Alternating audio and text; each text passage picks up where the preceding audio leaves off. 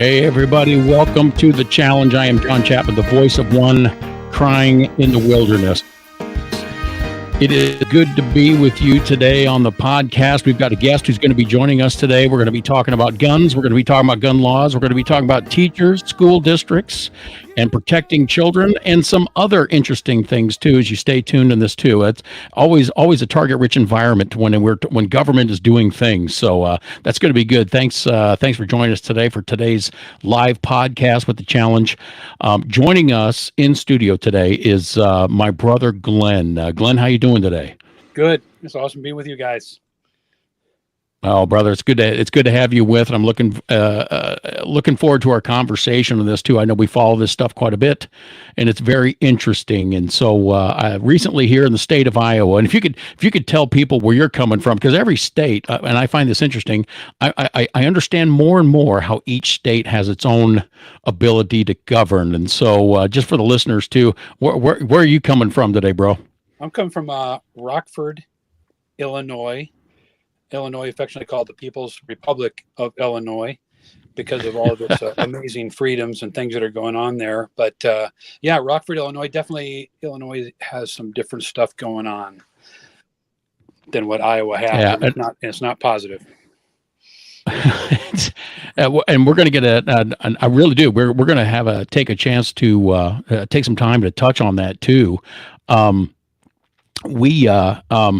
Well, as a matter of fact, if you don't mind, I kind of wouldn't mind starting with this, because I know that we're going to be talking about, here in the state, Glenn, and I know it's different in Illinois for you guys a little bit. Here in the state of Iowa, of course, we've had the shooting several months ago out in Perry, Iowa, and so that activates, of course, the conversation about guns, and then people's perception of protecting children and things like that. And here in the state, we have our governor has now passed into law allowing schools to train, and this is of their own choosing, but allowing them to train teachers and certain staff to be able to be armed, and it won't be known who they are, for having a more direct line of protection should a shooter enter into the into the classroom. So do they have anything like this going on in Illinois? Oh, heavens no, Illinois would have none of this. I mean, but that's kind of the way the state is. They're not at all on board with the safety of the general population, and that would be enough information for another 3 or 4 hour show. So I won't bore you with the details there. But no, we certainly don't have anything like that. They have no safety protocol or measures put into the public school system really at all throughout the whole state. I know some counties have tried to make some adjustments, but statewide, no, nothing like what you have there in Iowa. Right. And we see this as a major move, and we were talking about this a little before broadcast too. So here we have something that seems like a major move, and because we've kind of been like you guys, we've been dancing around the edges of this, and we think we're never going to be touched by it until we were touched by it. Right.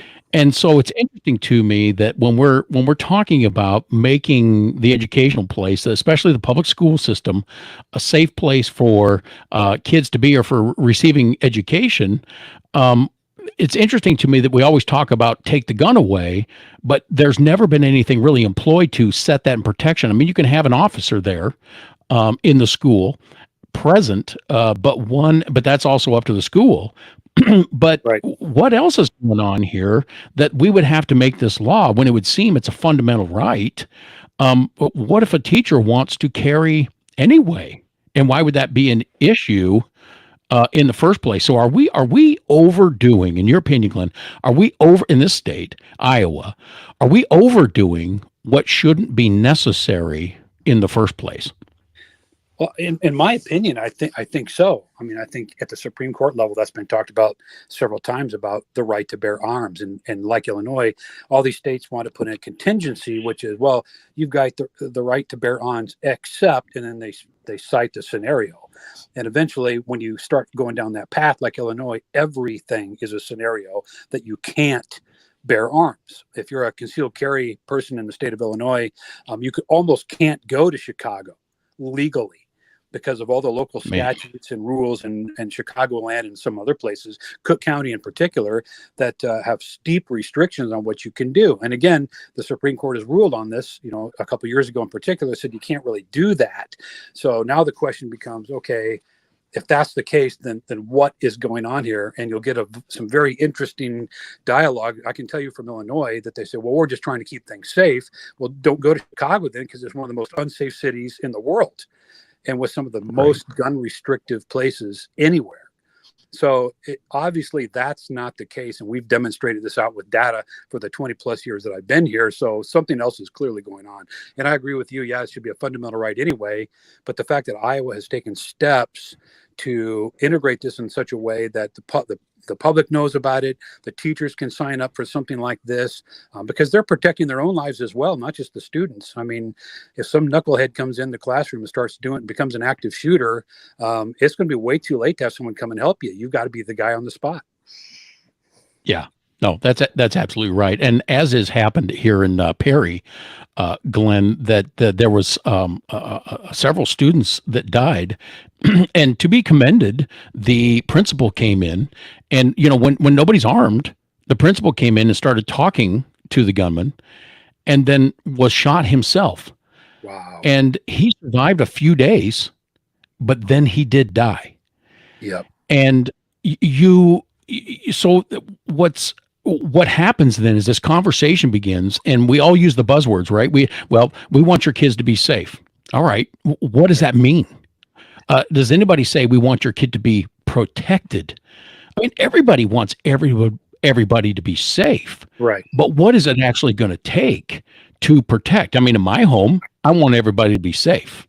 But Right. if something happens outside of what is reasonable or more forceful, well, then we need to have the conversation. What is it going to mean to protect? And that's a conversation people have been running from, because, and it's obvious, because people just start talking about guns, the danger of guns, the danger of guns, Yep. the danger of guns. And even in Iowa's discussion, there was a public school teacher who, again, they're torn because, well, I'm advocating that we need to protect the children. And one of the teachers said, but I could not kill the gunman or gunwoman because they are a student. Yeah. And to me, that says you don't want safety. If you're not willing, like this principal, if I can say, the principal put at least himself in between one of the victims and the shooter. And if you're going to say, well, I'm not willing to shoot the shooter, we now live in a society that doesn't really believe there's right or wrong, or good or evil, or righteousness or unrighteousness. That's all been washed out. And so instead, and I got to tell you, we've been living in Des Moines for quite a while now. I even get tired of the conservatives talking about it. We got a couple of conservative talk shows around here on the radio that I got to say, they sometimes sound just as foolish. They'd rather talk about it than actually solve the problem. So we start talking about, mental illness. Yep. Well, okay. People experience that. And I've gone through tough times in my life too. Doesn't necessarily, but okay, talk about mental illness, but back to protecting children. Right. Yeah, but do you see what was? And so here we are. So now we have some action. Some action has been taken, Right. And this is in place, and it's actually pretty overwhelming too. So here we have it, and from the Des Moines Register itself, off of their own article on this, Glenn. And I don't know. I would be interested to see if Illinois has ever polled on what they would think about the population. The Des Moines Register Mediacom Iowa poll, actually conducted in February of this year, found that 60% of Iowans favored allowing teachers and other staff to carry firearms in schools after completing training. Yep. And it says 38% opposed and 1% was not sure. Well, it tells me there's hope in the community, because everybody else is going, no, it's time for it to get stopped. And so we're seeing a swing that way. And to me, that's hopeful. Right. I agree. Yep. We, and you said, there would be contingencies, in the state of Illinois. Right. And you're right. It's practically, the federal government, you have the right to bear arms, regulated militia. You can own armament. It is for your protection. Primarily, it's for your defense against the government overextending itself. Right. And Exactly. here's a yeah. And so here's a case when we're talking about protecting kids. Now in Illinois, do you hear things? Do you follow the news at all? Is there gun violence relatively often or not so often in Illinois? And I know you got Chicago over there to draw Right. from. So Well, the ironic thing is the areas with the most restrictions typically have the most gun violence. Um, hmm. we had a situation in Rockford just several weeks ago that made national news. We had some guy on the south side of town in broad daylight just decide to break into people's houses and stab a bunch of people. He Oh my God. killed a mail carrier. He killed a mom and her son. Broke in and killed another guy. Injured several others. So yeah, it's when you talk about gun violence, it's they add the gun to it to make sure that everyone thinks that the gun just hopped off the shelf and is running around shooting people, rather than Right. saying there's a terrorist or a murder on the loose, murder violence or death violence, or call it what it actually is. But that's one of the tricks that governments play, is they use words that don't really apply. You don't hear Right. about a guy that's got a domestic assault going on is fist violence, or crowbar violence, or all that kind of stuff. It's a heart condition, and we're unfortunately coming on a group of people in the United States that have grown up with the notion you're not accountable for anything that you do, and so therefore you can do anything. Then we expose them to a situation in Illinois where the public schools don't do anything to train these kids to survive in the world, and then introduce them to weapons, gangs, and drugs. And this is what Right. you get. You stir that cauldron together, and this is what you get. And so for anybody anywhere, and we've had this discussion, believe me, in Illinois, the churches around here, I've gone to several meetings where we've gone through safety clinics with some very talented law enforcement officers that train this kind of stuff. They're very bright guys. This is not the Wild West. It's just that if you want to protect yourself, this is how you do it. But in Illinois, we're under no illusion that violence couldn't come up to your doorstep at any time. And unfortunately, people like what I'm hearing about in your discussion with the Iowa folks, I don't know what makes them think that it can't happen. And so then if it does, that has to be the bigger concern. If and when it does, which is likely the case, how do we protect as many people as possible? And it sounds like I was really trying to do that. No, I would agree. And I would, there's nobody that hopes this theory will be put to test. But like Right, you said, it is the places in the city that withdraw and say there's not a defense mechanism where most of that crime happens. right, This is one of the best deterrents ever. And again, the other problem with that is when you have opposition to it, and then you use protests, and I see youth protests. right, I don't mind youth protests, but what I do not like, and I got to tell you too, I've seen it. I've seen it on both sides of the aisle where they bring in young children yep, and have the young children kind of quote unquote school us adults yep, on what needs to happen. I got to tell you that horse hockey has got to stop, I agree. uh, because nobody takes away that these young adults will have an opinion, but for that opinion to be formulated to change formidable policy for Right, the responsible adult level, well, that's almost unforgivable. Any party that would put youthfulness out there and say, "Hey," and you hear them in their emotional rants, it's time for us to do something about guns, which means they're not old enough to have the debate. You know what exactly. I'm saying? They're not old enough to have the discussion because they think that's the issue.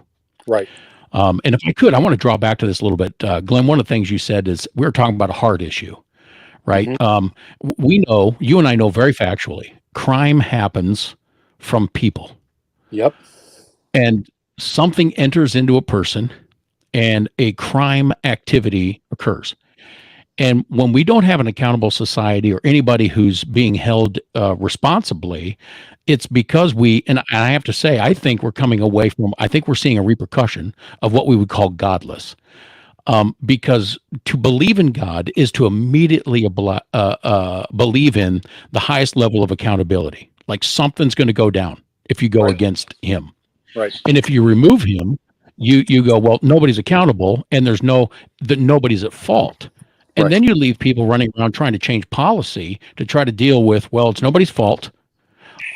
And But here's what we're going to do about it, which actually doesn't protect anybody because there's no accountability.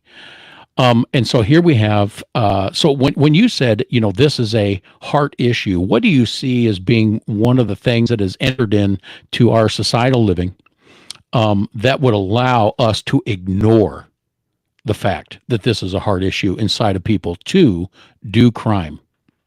Well, I mean, again, this could be another 3-hour show just because there's so much information along that very line, and I certainly don't have all the answers. But what's fairly clear is if you take a person that misbehaves and you give him positive things as a result of that misbehavior, or you tell him that action is fine, or just going to get your hand slapped, like we do in Illinois. We passed a law here this last year that we're letting hardened criminals out.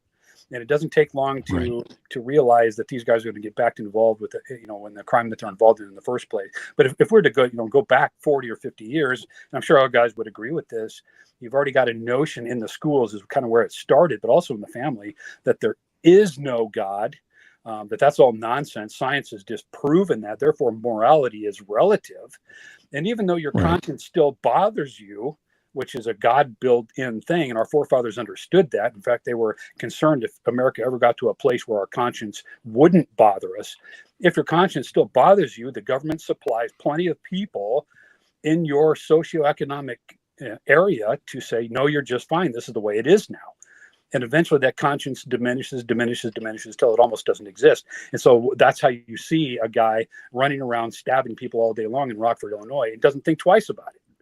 He really doesn't think twice. And people think that these people don't exist, but they certainly do for a lot of reasons. And so you can talk to this guy all day long, but eventually, and this is even a biblical, possibility as well, they've crossed the thresholds where they're so far from God in the way they want to be, that anything goes, that all's fair. And we're seeing this in society really throughout. Yes. Yep. And the other thing I think, Glenn, that when we see that separation happen, where there isn't that accountability, nobody's wrong, and so this is just allowable. The other thing is that who in the world gets to be the ultimate morality? Who in the world gets to develop the absolute?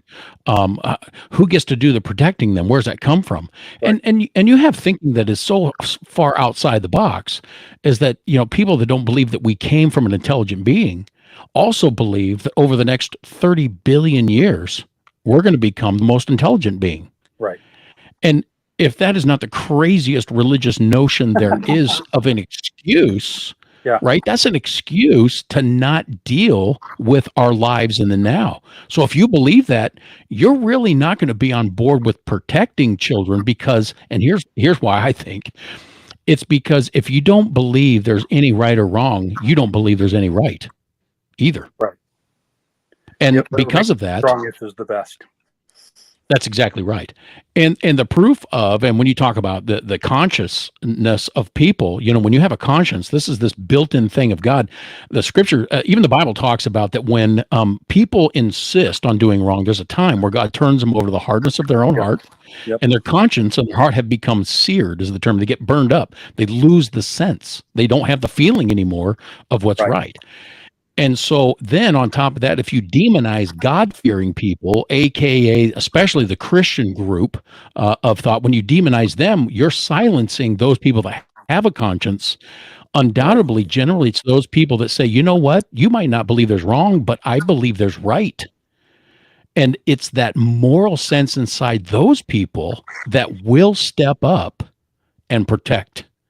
They will say, they would be willing to stop, even if somebody they loved, they would be willing to stop by shooting them, an individual who was a student, so that they would not kill 5, 10, 15, 20 other people. And so you see that the teachers themselves are struggling with a moral challenge. And so I digress, but not really. It's true. And so, here's what happened, Glenn. I think this is interesting. So Governor Kim Reynolds has signed this into law. And again, one of the things I enjoy, I don't agree with everything she's done, but I really enjoy that she always lets our freedom be in place. Yeah, and so she keeps the localized government. What she's saying, hey, you can train people to do this. This is lawful in the state of Iowa, but you, as a school district, because you're local, have the authority to do this.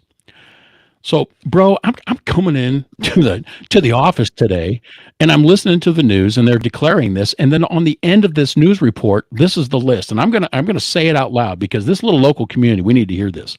And I'm going to tell you, these are the school districts that are not interested in saving your child's life when a legitimate threat walks through the door. Here's the school districts. They scream for answers. They demonize freedom and guns, and now they won't participate in protecting children. Johnston, Ankeny, Des Moines, West Des Moines, Southeast Polk. Now, these are the big ones that were listed in this, and I'm pretty sure there's going to be more. These are the biggest districts in the Des Moines area. Wow. And when I heard that, I thought, have we lost all sense and sensibility in these schools to actually see? Glenn, I struggle with the idea of really, even if it's on the left side, I'm not entirely in agreement with the thought that they're only purely politically motivated, because they are a person and they have some ideas. It's good to have public discourse, and I always want to hear that. But to hear this of all of these districts coming together, I thought, you got to be kidding me. You're literally choosing then your political fears just to oppose. So you're willing to take a risk for the children. And so this is where I thought, Glenn, how can we keep a school accountable then when the law says you can train people that will stop this? And if we watch over the next 10, 15, 20 years, how this begins to curb this kind of violence or even save lives, I want to know what are we going to do to keep these school districts? Who's going to be accountable to this, and how do we do that? Well, we're seeing a little bit of it in Illinois, quite a bit of it in Chicago, and this is maybe the easiest answer on planet Earth, but so few people do it. You don't put your kid in harm's way, which means Right. schools aren't going to stand up and say, "Hey, listen, we're going to protect your kids in the best way possible, even using a firearm if necessary." Okay, I'll consider it. But if the Des Moines community and all the parents just said, "Okay, great, until you put this in place, our kids aren't going there. We'll go to a school, we'll go to homeschool, we'll do whatever we need to do, but our kids aren't going there," the problem would be solved in less than a week. Right. But right. at the same time, you could approach the school and say, "Okay, so this is your position. What if my child is killed? Who's liable?" Right. Who is it? Is it the superintendent? Is it the school board? Is it who is it? Because somebody will be held to an account if that happens. Unfortunately, that step might be necessary, but if like a lot of the Chicago schools, a lot of people are just not sending their kids to public anymore, and thousands of families are finding alternative educational routes. And it sounds like the Des Moines area, that would be a big signal to the schools. We're not happy with you. The schools, this just gets my goat. For some reason, they think that they're the new surrogate parent in this new socialized world. So we're going to tell you what your kids are going to know and how to know it. We're going to tell you what success and failure is for your kid. And we're going to tell you if your kid lives or dies in our school because we want to take corrective action. Right. And they obviously they vote based on no sense of accountability. Oh, totally. Because, along with the House File in Iowa, the House File 2586, which is the law that allows districts to arm employees and qualified employees in training, and they're instituting training. I mean, even that's above and beyond. I mean, it's already lawful. It's already lawful for a teacher to walk in concealed right now in the state of Iowa. It's lawful. Yeah. And if the school district wants to make a stink out of it, they're going to have to deal with it there. But the federal government says this can happen. Yeah. And so they are also then had to put into this the file 2586 is immunity for teachers who would offer protection through lethal force. Right. And so then they are, as long as they are found to be reasonable in their force, they cannot be sued. Right. So what is it with the school boards when all these big major schools get on board and say, "Oh, we're not going to allow those guns in"? Oh, really?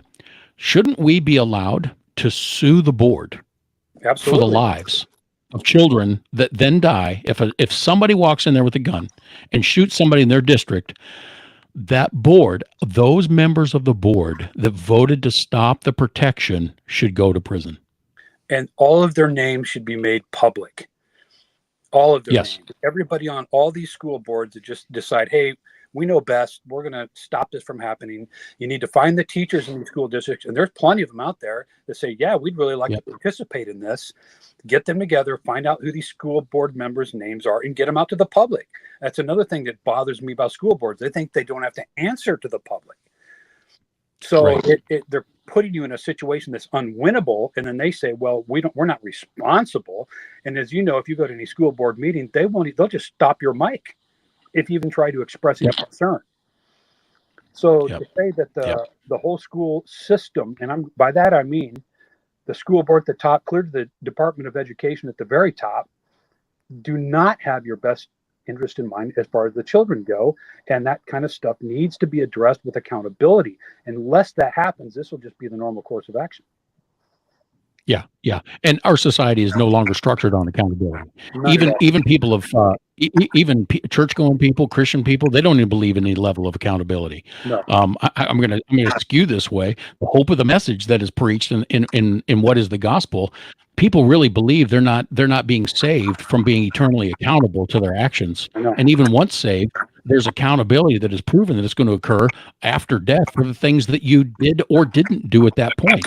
And so we are really a debased society that just does what we want, when we want, however we want, thinking we're not going to be held accountable. And then when people want people to be accountable, they don't hold them. Yeah, yeah, yeah. I've got a quote right along those lines if you want to hear it. Please bring it. I posted this on Facebook, so I think Judy chimed in. She thought it was interesting. This guy that did the quote, Nice. the Discovery Institute, which is the intelligent design crowd. They're the guys showing that science tends towards intelligent design. And he Yes. claims to be agnostic. God bless him. I pray for him. His name's David Berlinski. And here's his quote. For this is a book called The Devil's Delusion, Atheism and Its Scientific Pretensions. David Berlinski is his quote. What Hitler did not believe, and what Stalin did not believe, and what Mao did not believe, what the SS did not believe, and what the Gestapo did not believe, and what the NKVD did not believe, and what the commissars, functionaries, swaggering executioners, Nazi doctors, Communist Party theoreticians, intellectuals, brown shirts, black shirts, Gaultiers, and 1,000 party hacks did not believe was that God was watching what they were doing. And as far as we can tell, very few of those carrying out the horrors of the 20th century worried over much that God was watching what they were doing either. That is, after all, the meaning of a secular society. That is so true. You can't look back, and you're saying this guy's Gnostic. Yep, self-proclaimed Yep. agnostic. So I'll leave it at that. And I really enjoy his material. Yeah, no, absolutely. And you have to, at some point, you got to look at the results. You have to look at what's happening, and then you have to look at the result. And then you have to say, is the thing that is happening causing a result? And it's the point, we as a society and people, it's at the point where we go, well, no, it's something else, or it's another problem, or it's a different problem, or if it's a different thing. This is the runaround we deal with. And even though I believe in the form of government in which we have in the United States of America, is strained as it is, this is the circle we begin to run around in. This creates the Darth Vaders of the world. They can't stand the circular motion of non-result. And but we as people, loving people loved by a loving God, have to let that result be his. But in the meantime, we have a job to do down here, which includes protecting the innocent, protecting the lives of these children. And I'm gonna from the Register again. There's an interesting statement here. I thought they did a pretty good job on the article. Generally, I'm pretty critical of the Register, admittedly, and sometimes unapologetically. But I think they've written some of this article out pretty well, and I appreciate that, where they're coming from. One of the things stated in this article in regards to this, Glenn, is it says Democrats and gun violence prevention groups say it will make students in schools and employees less safe by increasing the likelihood of gun accidents in schools. And that is to put guns in trained teachers' hands. Right. So they're saying this will increase the risk of that. And it goes on to say a 2023 report from the Giffords Law Center to Prevent Gun Violence documented about 100 incidents of guns being mishandled, left in the reach of children, or accidentally discharged at schools over the last 5 years. You got to look at that statistic right there, and so they're saying, hey, it's riskier to put guns in the hands of the teachers. But from this report, of which it authorizes or reviews or reports 0 injuries and 0 deaths. Mm-hmm.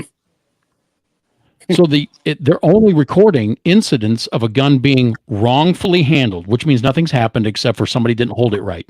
Right. Was in the reach of a child, but it doesn't mean a child reached for it. It was just found in a spot that a kid could have got, or accidentally discharged at a school. Right. Well, discharge means a round left the chamber, Yep. but it didn't strike anybody. And so you're actually admitting that over the last 5 years, the Democrat and violent prevention groups are incorrect.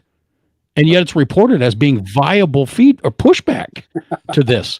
When you consider the lives that were lost in one shooting in Perry, they're saying, well, the no lives that were lost in 5 years is a better reason not to keep guns there. And that's just that's ludicrous at the highest levels of trying to justify this. This politics at the worst feet. But that's not an uncommon tactic. Unfortunately, truth doesn't help them very often. So they come up with all this amazing stuff that just doesn't apply, and then they try to jam it down everybody's throats. And it just, there's all kinds of other, things in a survey and things like that where you can find out extenuating circumstances that they don't include in these as well. That's like saying, well, there would be fewer violent deaths in the police department if the law enforcement officers didn't have guns. Well, maybe not. Now the criminals all do, and the law enforcement doesn't. It's just that the people getting shot are the good guys, and that's what the issue is here. That's the whole problem. Yes. The criminals have already crossed that line where, hey, I don't care about life and freedom and your freedom or your life, so I've crossed that line. I'm sorry, you're putting yourself in harm's way, and a teacher should be able to defend he or himself and the students that are under their charge. Yeah. Unquestionably. And this is coming from, and I know I go here at risk right at the moment because we're live. Who knows what social media is about to do? This is coming from people requiring children to not go to classroom in the event they, being the lowest percentage of risk over a sickness or disease, cannot be together in a classroom. And the argument that I heard over and over and over and over from the left during the whole COVID thing was, hey, it's worth it if we save just one, because just one death from the sickness is worth it. And yet here they are going, no. Keep all these children at risk and don't put a more sure thing. It's like they said, take the vax and send all your children home. But here they're saying, send them all here and we're not going to protect them. Exactly. Because that's what we think is right. Exactly. And there's a better chance of a kid dying from a shooting in a school than there was anybody from the age of 3 to 18 dying of COVID. But again, statistics apparently don't matter, or those statistical facts don't matter to anybody. Nope. So it's interesting. We pray for our governorship here and the leadership here and all those, and likewise in the great state of Illinois, bro, and what's going on over there. And I find this interesting because now in contrast to this, I like to turn to this because you have said Illinois has recently put forth some legislation. When you shared this with me, I'm like, you got to be kidding me, because it's the opposite. And I want to talk about this today too, because we're really showing there's two different ideals of governances going on on states that literally touch each other. And I could drive over and have supper tonight in Illinois if I wanted to. Right. But here's the difference. So here we're going, look, we want to protect the kids. We want to do it by responsibly training people and letting people have the freedom to make decisions at their personal levels. Right.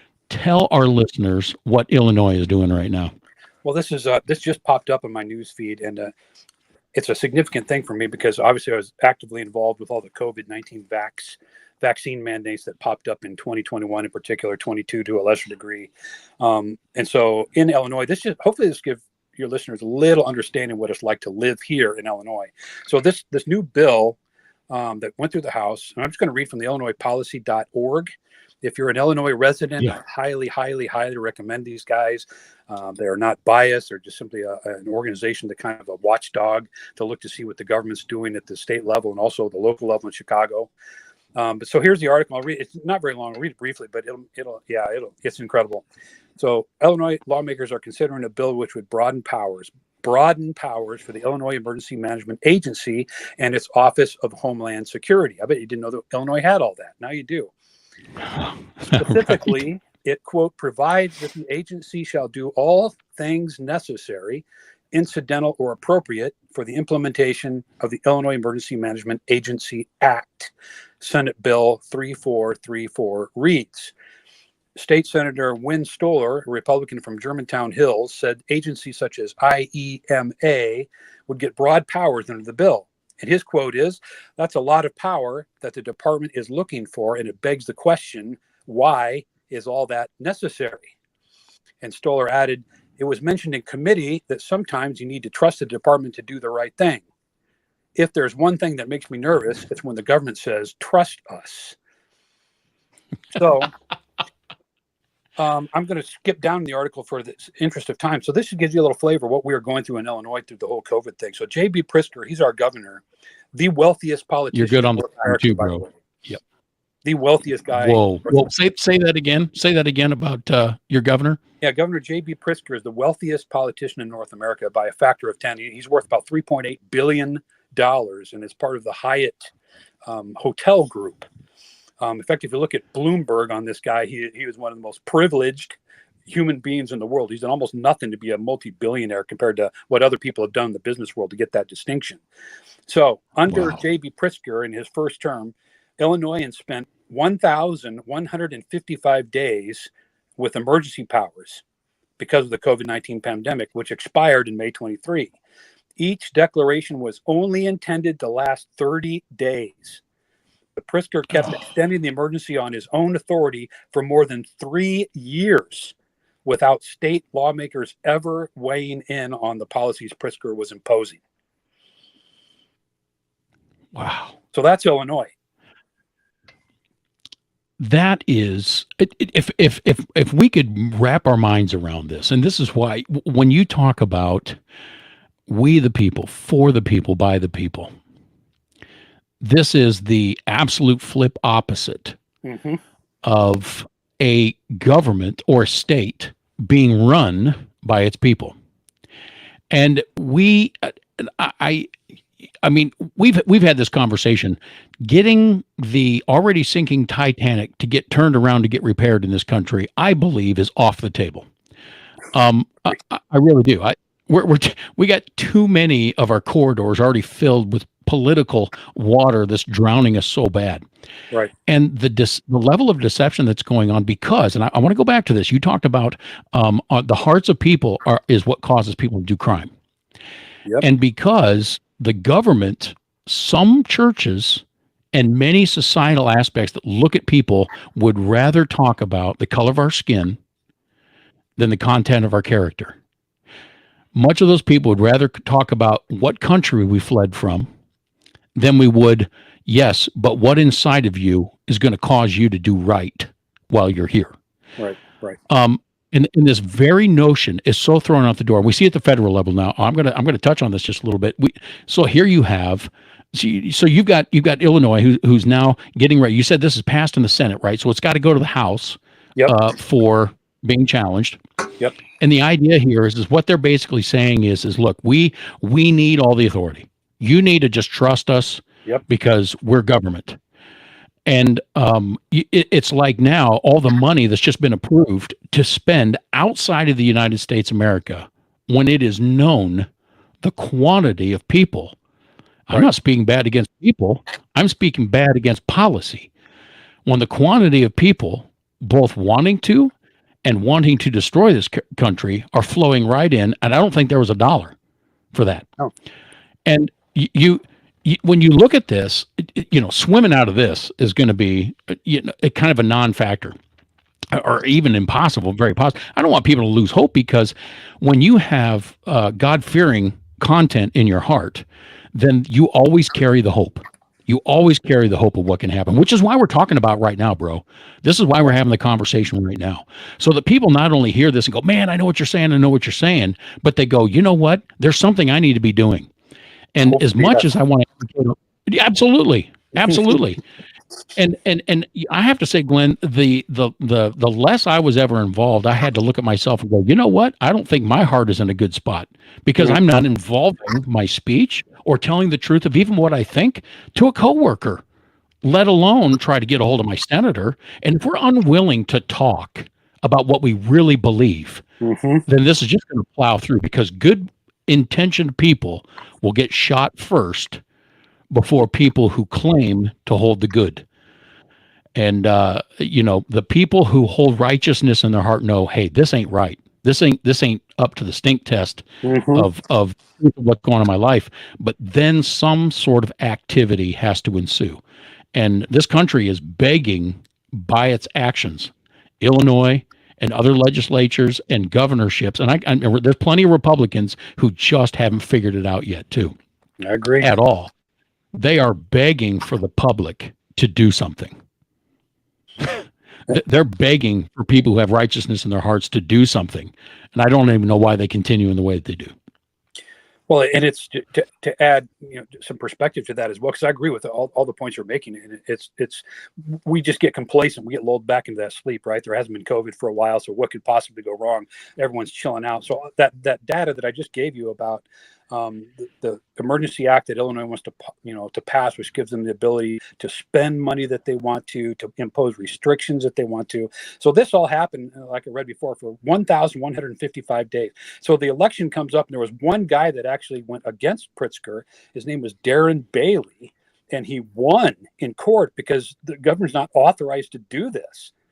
So he wins in court and gets freedom for his district and areas around his district, and then runs against the governor for the governorship in 2022 of Illinois. And guess what? He loses. So Illinois amazingly lives under tyranny for almost 4 straight years. Jobs lost, people fleeing the state, the economy tanking, and guess what? Pritzker gets reelected miraculously. And if you look at the state of Illinois for that election in 2022, there's just a couple blue counties. Everything else is red. And so you can see why people get upset. But the one thing that Darren Bailey did when he stood up against the governor said, no, you don't have legal precedence to do this.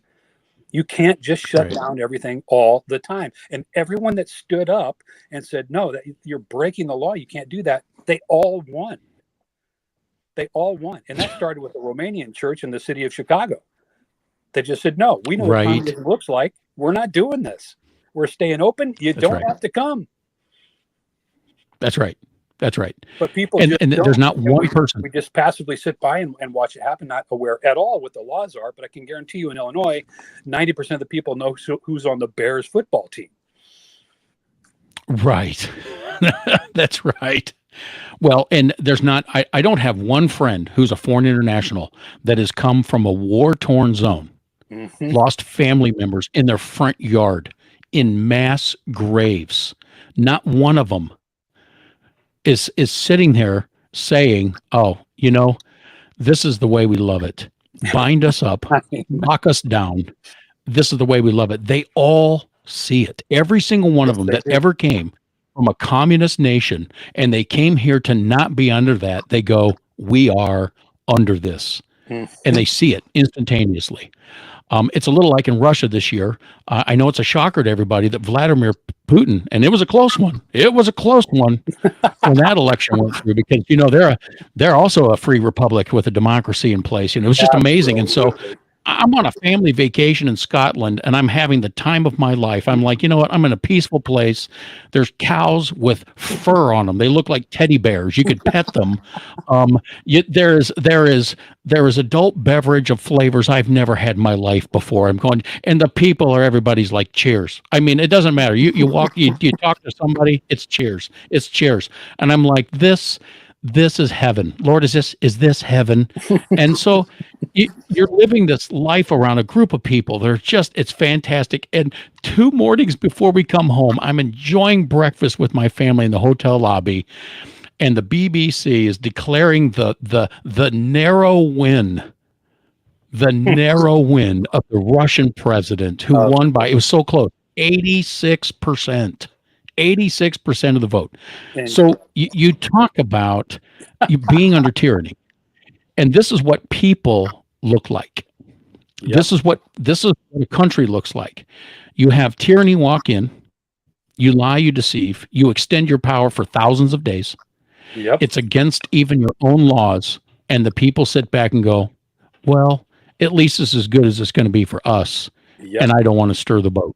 yep, And all the BBC could report is how amazingly confident they said it over and over. It won 86%. And they said, "Oh, Vladimir Putin, he just," and they kept saying it over and over. Look at how confident he is. oh, Look bro. at when he comes out to speak with the people to accept his victory. Look at the confidence of this man.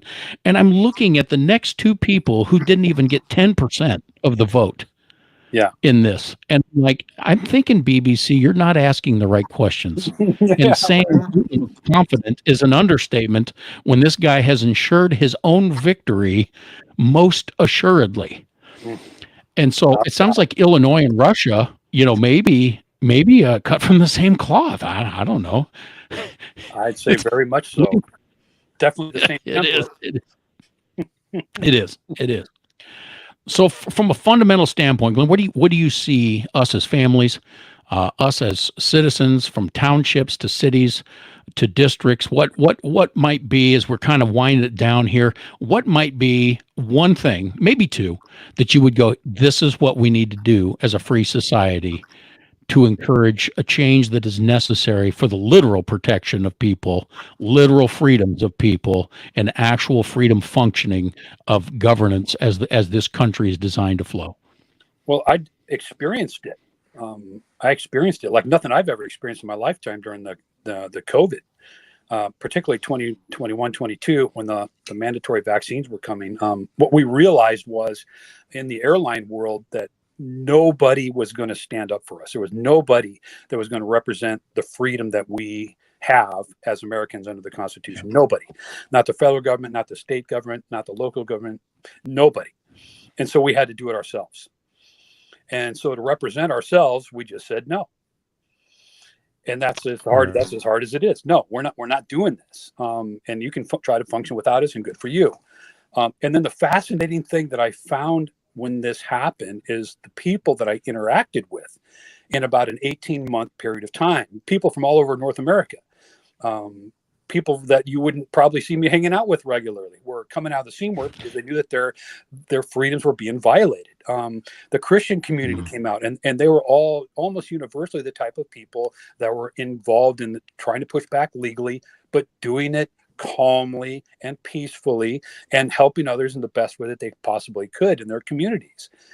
But it was definitely a model for how Americans can behave when their government has gone rogue. And in Illinois, we know that's the way it's going to be from now on. If you got a tyrant that's destroyed all this business and taken all this freedoms in 4 years, gets reelected, it's been Putin all over again. It's Putin 2.0. So we know that the only thing we can do, and this is parents that have students in school, this is situations where they say, well, you have to get a shot or else you're getting fired. It could cost you something. But if you're in a good group of Christian brothers and sisters and you're being discipled and you pray for each other and you lift each other up and all of you just say, no, we need some accountability. We're not going to go this route peacefully. I would emphasize peacefully, God can do his thing just by praying. I was shocked to see what changed. I mean, the whole dialogue, the whole narrative of who's going to get this shot dramatically changed in about a 6-week period. And it was because of a bunch of clowns like me were just saying, no, we're not doing it. Yeah. I would agree. And I'm going to let that be the word that's left with us today in the podcast. And I really appreciate everybody joining us in the midst of this. I want to thank you, Glenn, for being a part of this conversation. And thank you so much and we're going to do this in the future, unquestionably. And I want to encourage everybody that as we as you continue in your life, there's no reason to get mad at somebody, but there's every reason in the world that you have that when you disagree with somebody, simply say no. The answer would be no. And from that standpoint, you just might be surprised at how far you can go in drawing people together and actually having your knowledge of why something else is wrong. You can smile at somebody and say no. And that, I believe, is going to bring about, and like you said, you've seen it, everything that we need in this country is people speaking exactly what they think, not being afraid of the repercussion, not being afraid of the opinions of the person that might disagree with them, but just saying no. Glenn, thanks for joining us today. I want to thank our producer producing this program today, and you can join us at whitedoveministries.net. You're going to be able to find us on YouTube, Rumble, and various places there. Hope you're able to join us, and look forward to you being able to join us in the future. God bless. Have a great week, and we'll see you next. Love you guys. Love you too. See you, bro.